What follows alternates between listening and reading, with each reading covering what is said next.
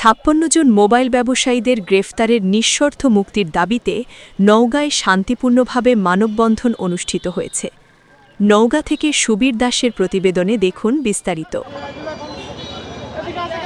আজ বৃহস্পতিবার দুপুরে শহরের মুক্তির মোড় নওজোয়ান ঈদগাহ মাঠের সামনে mobile business community Bangladesh Naogaon জেলা শাখার আয়োজনে ঘণ্টাব্যাপী এ মানববন্ধন অনুষ্ঠিত হয়।